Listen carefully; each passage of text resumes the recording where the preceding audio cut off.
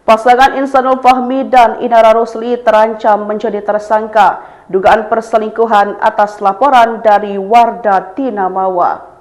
Hal ini diungkap oleh praktisi hukum Tony RM. Ia menyebut keduanya bisa dipidana buntut laporan yang diajukan oleh istri pertama Insanul Fahmi, yakni Wardah Tinamawa.